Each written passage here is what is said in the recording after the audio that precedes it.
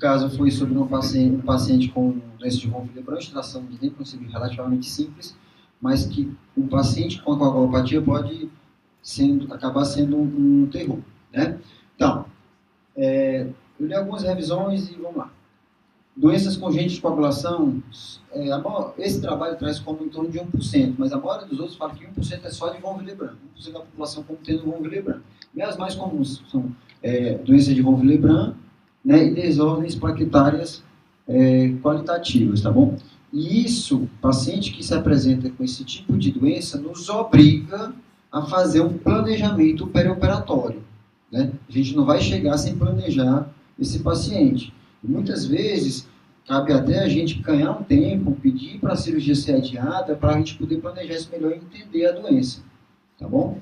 Essa revisão do Current Opinion, ele fala um pouquinho da fisiologia, né, que é uma glicoproteína com 20 vezes 10 a 6 Daltons, né, mas existe uma variabilidade do peso molecular.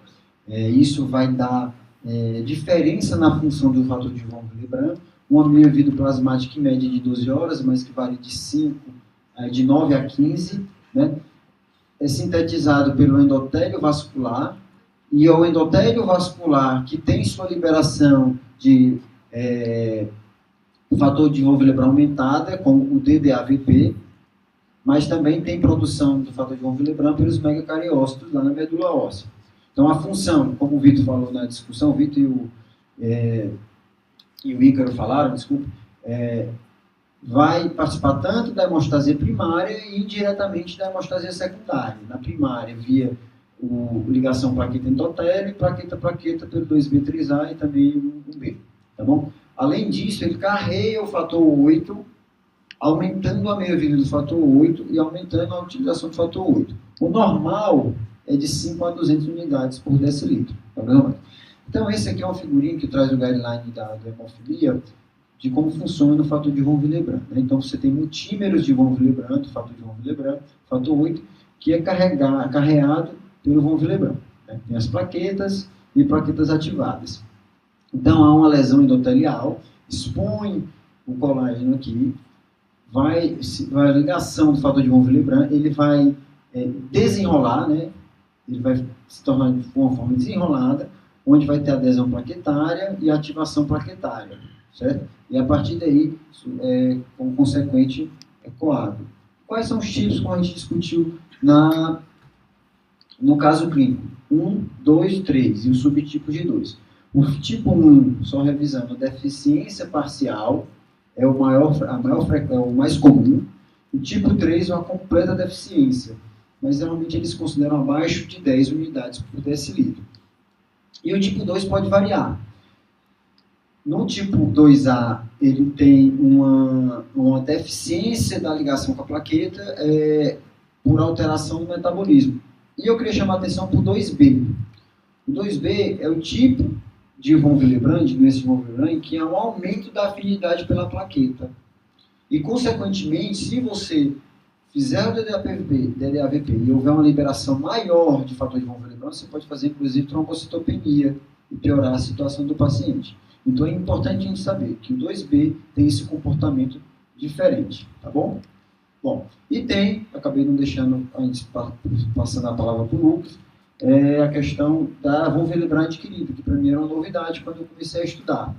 O que acontece na von Willebrand adquirida é um aumento da depuração, quer seja por anticorpos, nas doenças linfoproliferativas e imunológicas, pode ser por adsorção de células malignas e, importante, em destruição por cisalhamento em pacientes com lesões valvares importantes.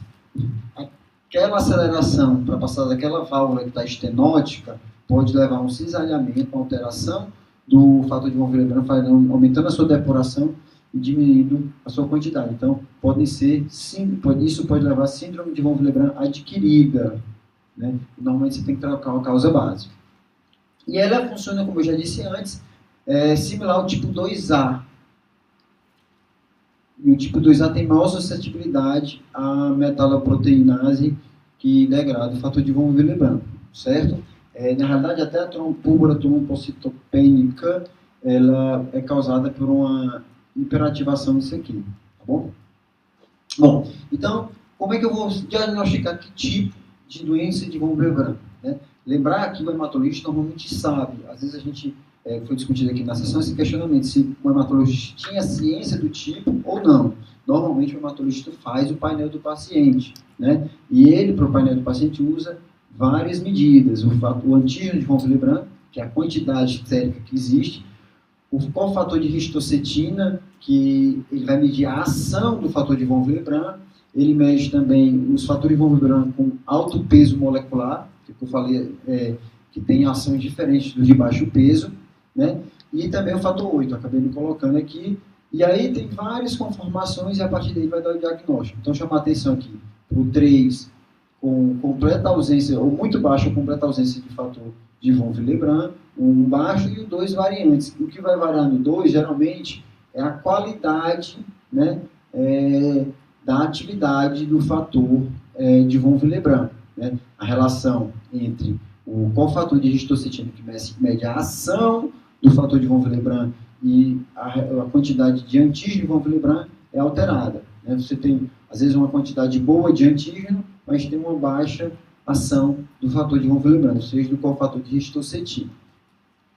Outros exames, você pode ter aumento de sangramento, a TAP, contagem de plaquetas podem ser normais, se não tiver associado, por exemplo, aquele tipo 2 que pode consumir plaquetas, TTPA pode ser normal ou aumentado. Lembrar que a tromboelastografia, o TCA, eles não definem a síndrome de von Willebrand. Como eu conversei, e o Zé Carlos falou um pouquinho aqui, essa hemostasia primária é muito difícil de ser diagnosticada porque ela é muito rápida, né? Então, ela já é turbinada na tromboelastografia, ela acontece de uma maneira muito rápida, é difícil de avaliar. E aí tem a possibilidade de Rotem, plaquetário e tal, e ao fazer pipetagem de histocetina, talvez dar um diagnóstico mais específico, né? Bom, um detalhe importante é que existem questionários padrão em que eles identificam a doença de von Willebrand até com uma especificidade igual ao dos exames laboratoriais. Aí esse trabalho aqui de 2006, ele faz justamente isso, né? Que houve uma relação, tem um score de sangramento, a partir das perguntas que eu vou mostrar, e esse score de sangramento, quanto maior o score de sangramento, houve uma correlação inversa com o fator de histocetina, com o fator de histocetina, ou seja, quanto maior o score de sangramento, menor a atividade do fator de von Willebrand, apenas com perguntas. Ficou pequeno, mas é pistache, aí ele dá graduação, nenhuma, menos maior que 5, maior que 5, menor do que 10, resolveu apenas com consulta, né? Ele fala também de hemorragia cutânea, sangramento de vasos, pequenas feridas, cavidade oral, sangramento gastrointestinal, sangramento dentário, cirurgias, menorragia em mulheres, hemorragia pós-parto, né? Hemartrose, e a partir de uma graduação desse score de sangramento, ele conseguiria ter um diagnóstico da gravidade da doença de von Willebrand. E o tratamento? O tratamento, como foi falado aqui, eu posso tentar aumentar o fator de von Willebrand endógeno, fazer reposição exógena e usar adjuvantes. Bom, como é que eu vou aumentar então a produção endógena? TDAVP. Assim, é bem simples, mas é isso mesmo, certo? Existem 3 maneiras de fazer: venosa, subcutânea e intranasal, né? É um derivado do hormônio diurético da vasopressina, ativa os fatores V2 de vasopressina, aumentando a secreção de fator de von Willebrand e fator 8. Os efeitos colaterais podem levar a rubor, alterações na PA, desconforto gastrointestinal, cefaleia, náuseas. E lembrar que doses repetidas, por exemplo, esse paciente, acabei não falando na discussão, vai passar 7 dias tomando o concentrado, mas se por acaso fosse prescrito para ele passar 7 dias tomando DDAVP, eu teria que fazer restrição hídrica. Lembrar que a vasopressina é o mesmo ADH, e faz retenção líquida. Então, esses pacientes vão passar muito tempo tomando DDAVP, eles têm que passar por restrição líquida para evitar hiponatremia, mas assim tem um risco de convulsões a partir da hiponatremia. E tem que ser feito o teste de resposta com DDAVP antes de uma situação de sangramento. Isso é feito de rotina, pelo menos o que foi passado para mim pelo hematologista, né? E aí é que eu digo, a gente tem que ativamente, se a gente não conhece essa doença, ou pelo menos a gente não lembra, não tem intimidade com ela, cabe a gente estudar e fazer os questionamentos adequados ao hematologista que acompanha, né? A dose, normalmente, que a gente tem acesso é a nasal, 150 microgramas por spray, você vai fazer, de 150 ou 300, um ou dois sprays, e lembrar que para diabetes insípido, que é o contrário da secreção inapropriada de ADH, certo? Né? Você usa doses menores. Então, se você for tratar o paciente com sangramento, com suspeita de von Willebrand, quer seja congênito, quer seja adquirida, a dose é essa. A resposta adequada é um aumento de 2 a 3 vezes dos cofatores, cofator de histocetina e cofator 8, de fator 8, ou um aumento de 50% do basal, certo? E a ausência de resposta indica obrigatoriamente a transfusão com concentrados.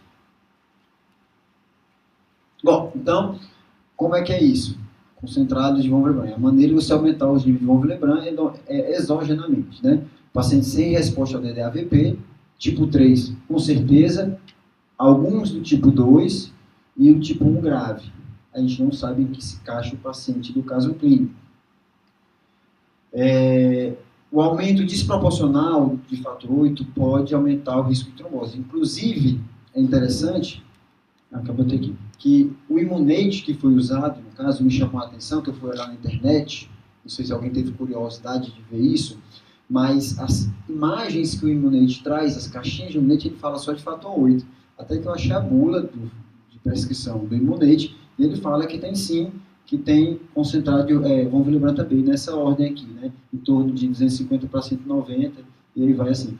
Então, a dose de von Willebrand que foi feito, eu tinha feito com um paciente de 60 quilos, tinha dado em torno de 20. Eu acabei não discutindo isso na sessão, me perdoe. Acabou. Aquele 2000, muito provavelmente era de fator 8. Me desculpe, eu esqueci. Por quê? Porque a dose que vem na caixinha é de fator 8. E aí tem a apresentação de 250, 500 e 1000. Então, provavelmente, para essa paciente foi feito em torno de 1.500 unidades de fator de von Willebrand. Por paciente de 90 quilos dá quanto? Alguém faz a conta rapidinho aí, só para a gente saber quanto é que foi feito. Então, 1.500 por 90.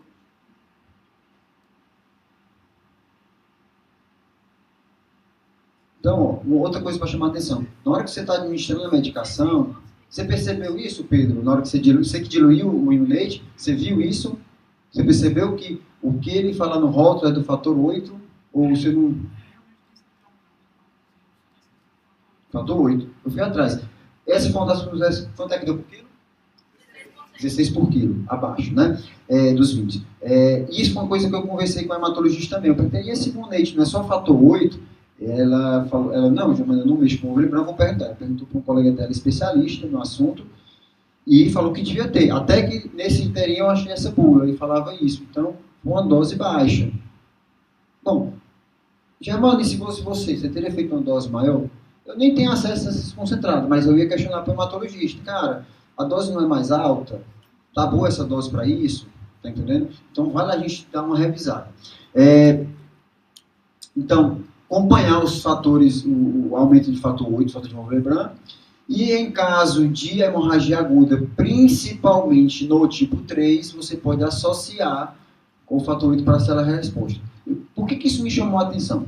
Porque nesse artigo aqui, no Hematology, né, ele bota que a proporção entre cofator de histocetina e fator 8, certo?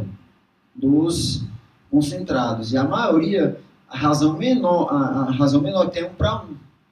Enquanto nessa que a gente tem, isso de fator de von Willebrand sobre o fator 8. Então a nossa ainda é menor do que o 190 por 250. Certo? Então só chamar a atenção para isso, que eu acabei não abordando na discussão. É muita coisa.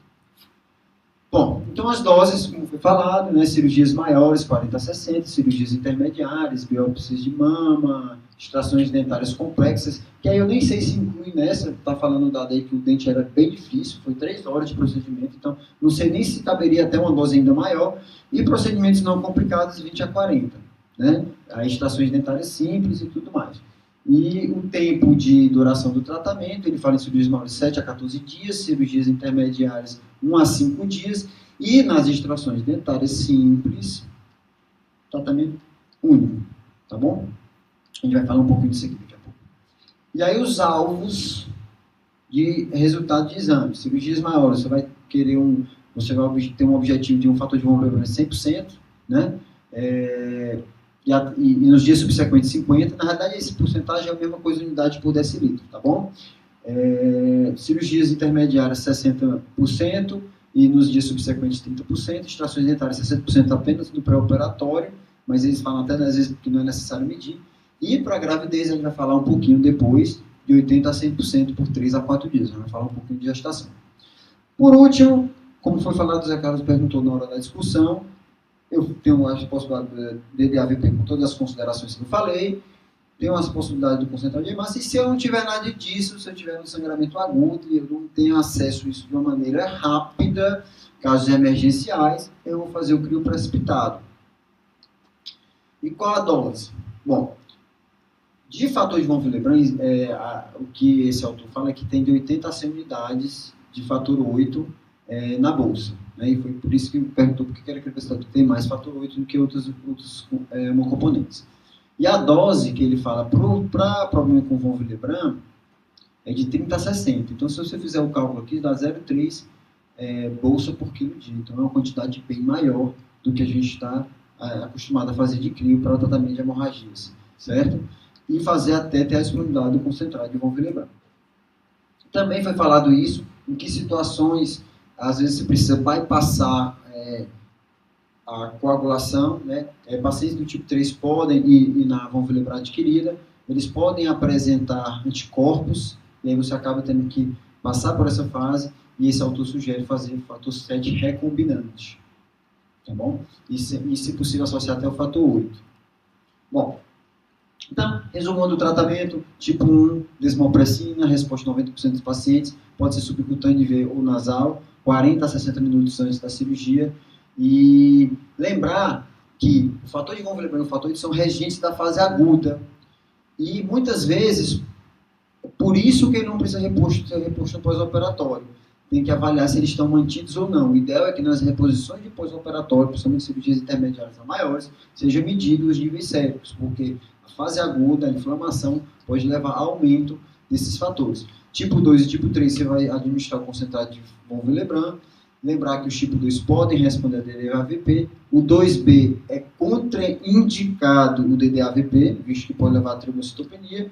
E você vai usar a citromexano com sugestão, posso usar o ácido epsilon-aminocaproico também, pelo menos 40 minutos antes da cirurgia. Aqui é uma tabelinha que ficou pequena, mas é só revisão nisso, né? Então, tipo 1 DDAVP, tipo 2 você pode usar o DDAPP, no B você vai evitar, e nos demais você pode usar concentrados, e no tipo 3 concentrados, tá bom? Bom, terapia adjuvante, a gente discutiu bem, pode ser tópico e pode ser sistêmico.